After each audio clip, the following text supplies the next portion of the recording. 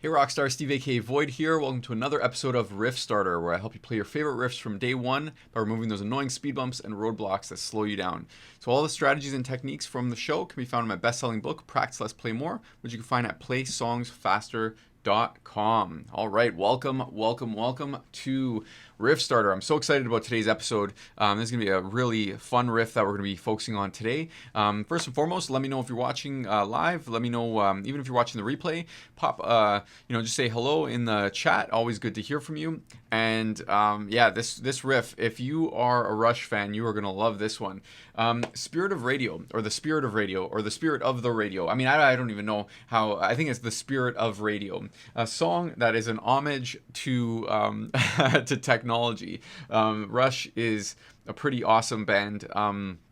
They, or I should say was, I mean, that they're not active right now, but they are just, I mean, it's just song after song. There's definitely one of those bands that there's just so many cool riffs, and the Spirit of Radio is one of them. Now, if we were looking at the Spirit of Radio on the tab, which we will in a second, what we're going to find is there's some weirdness on there. There's some things on there that even as a Rush fan, you might not catch. And so when we try it, let's actually take a look at it right now. When we try it out, there's going to be some things on there that might look a little strange. Like, so first and foremost, we have, okay, so there's some pull-offs. So we have some pull-offs here and a mixture of pull-offs and picking. But then there's like this, like we see a pattern. So there's two notes here, then we have two pick notes, then two notes. So we have a pull-off, then we have two pick notes. Then we have a pull-off and then two pick notes. But then we have this three, there's a triplet that's happening there, or sextuplet.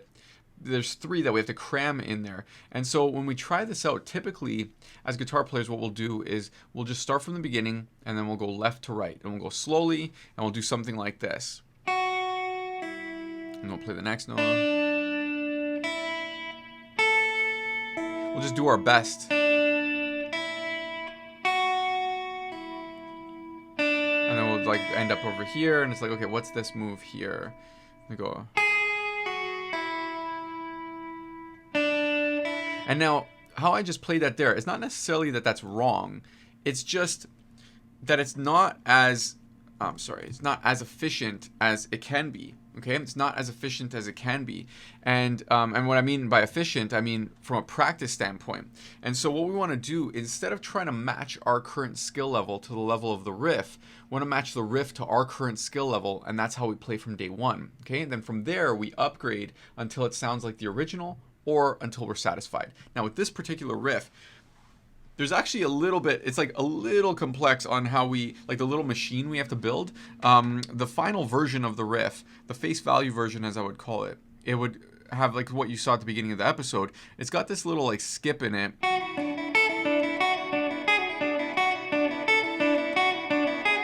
The pick is going like this. It's like down, down, up, down, down, up, down, down, up. And so when you're putting that all together, or with the distortion, we have.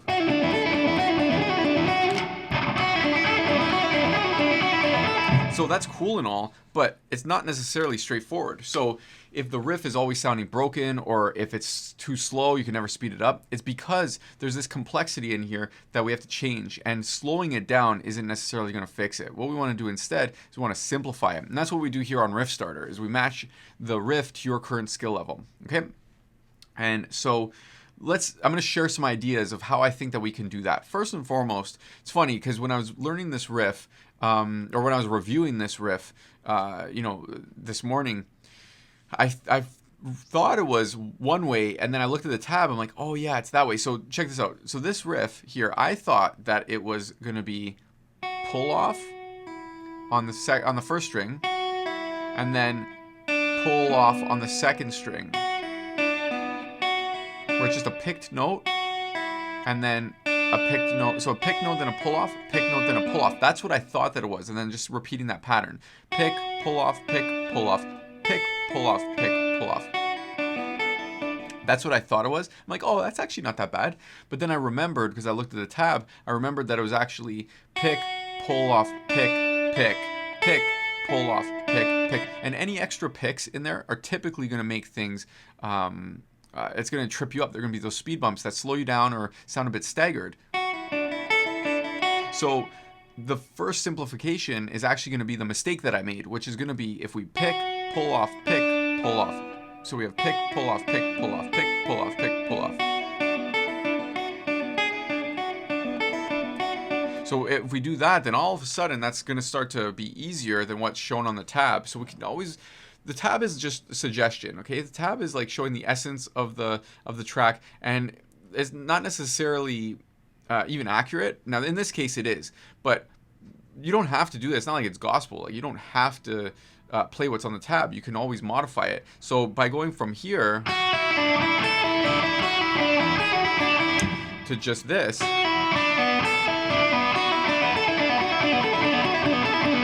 all of a sudden we can gain some speed, because it's mostly like, if you just watch the picking hand, watch this. My pick is just going like this.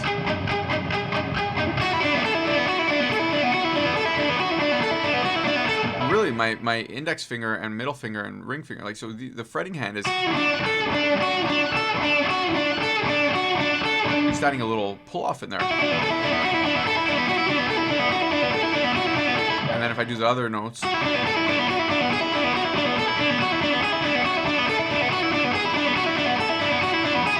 so that's already, I mean, you play that for a Rush fan, they're probably going to think that, okay, cool, that's the spirit of radio. So we've simplified it to where it's not this complex picking. Like, we have this where it's downs instead of this down, down, up, down, down, up, down, down, up, down, which is way more intense and way more complex. Now we have this. So it's already easier, at least on one hand, because it's just picking like this.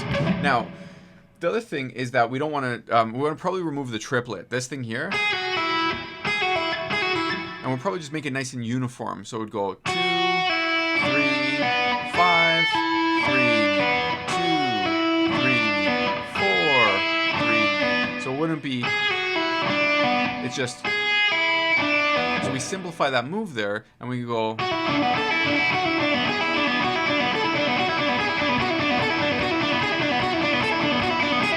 get some speed out of that versus trying to play the picking pattern and then also the triplet. It's too much. It's too much, especially at first. So this way you could tap in to the riff.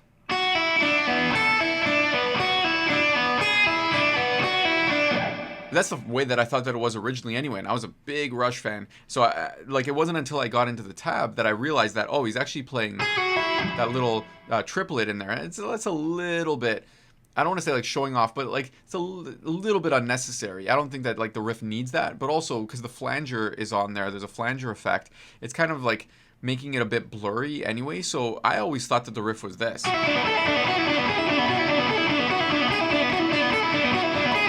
I thought it was like that anyway. So it's not like, you know, it was, when I got it to play, like when I played it like that, I was satisfied because I thought that's how the riff was. And then when I looked at the tab and I realized that it wasn't this, it wasn't that, it was this. More picking and different notes, different open strings. When I saw it was that, plus I saw this, for a while I was just playing the simplified version because that's what I was happy with. Because I was playing it faster and I was playing with the record and it sounded good. So don't worry about, like, we don't want to be precious about the tab. No matter what the tab says, it's like we can modify it however we want. So that's one thing. Another thing is like changing the fingers up. I mean, if you want to do one finger per fret, you can go, and it would be a nice little exercise. Using your favorite riffs as an exercise, like a nice warm-up. Okay, so you could use different fingers, one finger per fret, or like I was doing at the beginning, just no pinky, so like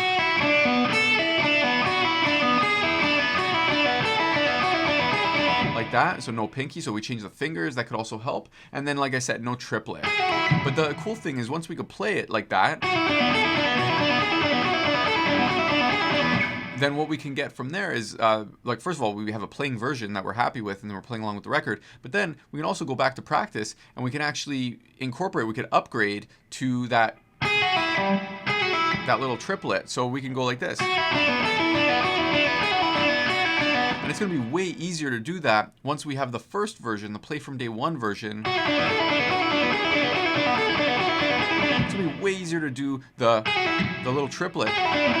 It's like it's gonna be so much easier to do that as step 2 instead of trying to get that all in there as step 1. Does that make sense? That's basically the approach that we take, is we match the song to your current skill level, and then you play it from day 1, and then we upgrade from there. And some people are happy with the first version, with the play from day 1 version. Some people are happy upgrading one time, but some people, they really want to get the face value version, what's on the record. And so in that case, we just keep upgrading until you're satisfied. But each version of the song is musical. We want to make sure that it follows that musical pulse, and that you're playing along with the record and having fun, and that it's compatible. Okay, and then we just keep upgrading until it sounds like the original, if that's what you want. But that's how we do it. We want to simplify. We want to match it to your current skill level, and that's just going to be a way more fun process. It's going to be like, practice won't feel like practice, because you're going to be getting more results. And then all the while, you're going to be playing it. Okay, you're gonna have your playing version, and then on the side, you're gonna be in the laboratory and you work on your practice version. That's where you keep upgrading. And so you keep going back and forth between them, and when practice gets frustrating, you can let loose and you have your playing version. When playing the playing version maybe might get a little boring, you wanna challenge yourself, you go to your practice version. Okay, so that's how we do it over here. Again, all of the techniques, strategies are in my best-selling book, Practice Less, Play More. So you can grab that at playsongsfaster.com. I hope you enjoyed today's episode, and we'll see you in the next one. Take care.